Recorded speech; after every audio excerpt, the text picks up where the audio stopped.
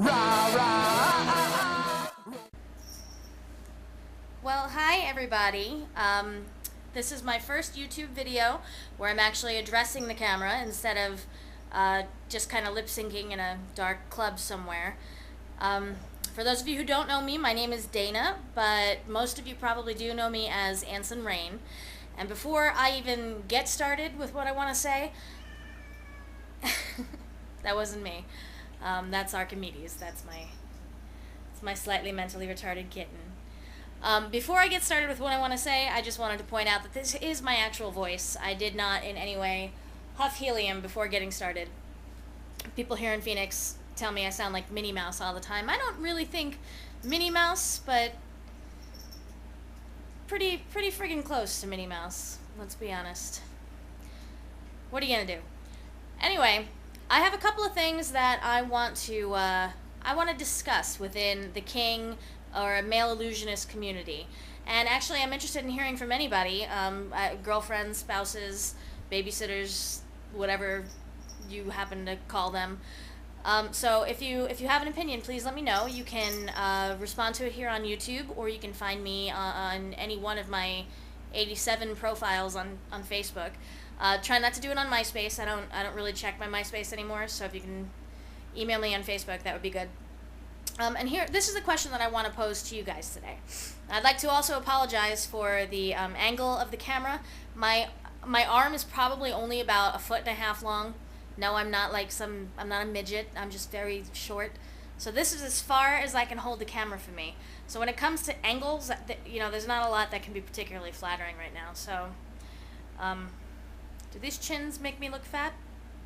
No? Yeah? Don't answer that part in the response. This is my question to you. What is a drag king? And are there separate tiers within that community? We've all been to shows where we've seen performers that are women. They were born as girls, or they still identify as girls, and they get up on stage in a pair of jeans and some sneakers and a t-shirt and either a hat or their long hair back in a ponytail. Maybe they're bound, maybe they aren't, maybe they have facial hair, maybe they don't, maybe it's drawn on with a Sharpie in the shape of a giant triangle, looks like a pizza slice on their chin. We've also seen the kings that spend hundreds if not thousands of dollars every year on their costumes, on those Swarovskis or Swarovskis, the little Russian sounding sparkly fucking things, and make mixes instead of just doing the same songs over and over. Or if they do just do songs and not mixes, they change it up. They can do a show with 3 songs where one is country, one is rap, and one is rock, as opposed to just constantly doing, in my opinion, I'm going to call them top 40. Brenda, don't get mad at me. Some top 40 is excellent, and it definitely gets the crowd on your side. But when you consistently always do the same, like, Justin Timberlake song, or whatever the kids are listening to these days, it gets old, and you don't want to see that again. So I'm kind of putting the kings in the t-shirts and jeans in a category that is maybe a little bit less original, maybe a little bit less creative than some of the other kings that I know. Kings that come to mind that work their asses off to look as good as the queens, to be as glamorous as the queens, to be as theatrical and creative, like Amadeus York and Richard Cranium and Brandon Young and Luke Myway and Nikki Kidd and AJ Menendez and other people across the nation that really work hard for this, So I'm asking, is there a separate tier of these entertainers? I'm not going to say like a lower tier and a higher tier, or a tier that's more important than the other, by any means. I think anybody with the balls, be they fake or not, to get up on stage and strut their shit around in front of people who are probably going to judge them, because that's fucking life, they deserve to be able to do that. Everybody deserves to be able to express themselves. Sometimes I don't want to watch you express yourself because you're pacing around the stage and gesticulating kind of awkwardly, and you look terrified. You look like at any moment you're going to pee on yourself, and I feel awkward for you. Those entertainers, be they kings or queens, they make me want to wrap them in a blanket and give them some hot cocoa and tell them everything is going to be okay. more so than hand over my money to them. I digress. Lately, and this is no secret, I've been involved with the US of A MI pageant system since its inception 4 years ago. And when I started, I was making shit up. I was a t-shirt and jeans king, or maybe a shirt and tie kind of king. I didn't have a drag mom, I didn't have a drag dad, I didn't have anybody to say, for the love of God, Anson, don't fucking wear that blue leisure suit on stage because you look like a fucking sausage. Don't do it. You look like a sausage with white trimmed fur around your fucking neck. What were you thinking? So no, I didn't have that person to teach me that. Everything I've learned has kind of been through trial and error. And it's one of the best ways to learn. I think you learn more from your mistakes and your failures than you do from your successes. But again, I digress. I like to hear the sound of my helium-induced voice. I've been having a lot of trouble lately, and I know I'm not the only one, because recently some of us were talking about this on Facebook, getting bookings with places that are maybe not all that familiar with kings. And I live in Phoenix, Arizona now, which is a pretty big place, and we definitely have both ends of the spectrum represented as far as the way that kings perform up here. Tucson is a smaller city, about 2 hours away. It's pretty small, but when I say small, I don't mean like Springfield, Illinois, where I think I was for like 10 minutes. Illinois or Missouri. There's a couple of Springfields. I think we were in Missouri. It's not that small. But it definitely has a larger male gay population than it does female, and when I approach show directors or bar owners or the drag queens that have the shows and send them my demo or try to hit them up to get a booking, they usually say, oh no thank you, we don't want a drag king. And I'm relatively certain they say that without even like looking at my pages or my pictures or my videos. It's just like a instant reaction. No, we're not interested in a drag king. We don't think our clientele would be interested in a drag king. And I wonder, what do they see in their head? Do they see the t-shirt and jeans king, with the hat on and the combat boots and the Converse and maybe some, eyeliner on? Not that there's anything wrong with using eyeliner as facial hair if it's applied correctly. When it simply looks like this, then no. That's a problem. It's a problem. I'm Italian. This is why this hand is flying all over the place. It's really hard to hold this camera in my other hand and not gesture with it. It's not even my camera, it's Shelly's camera, but since Shelly hasn't taken it back yet, I'm going to utilize it to my fullest extent.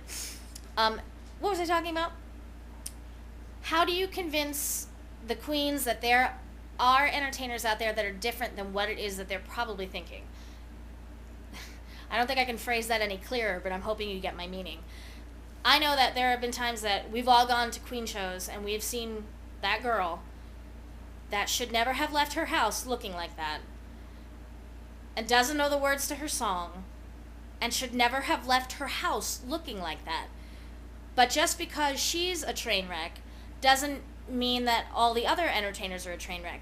We've all seen that queen that you can't take your eyes off of because it's just so tragic, but you don't automatically assume that she's a representative of the entire queen community.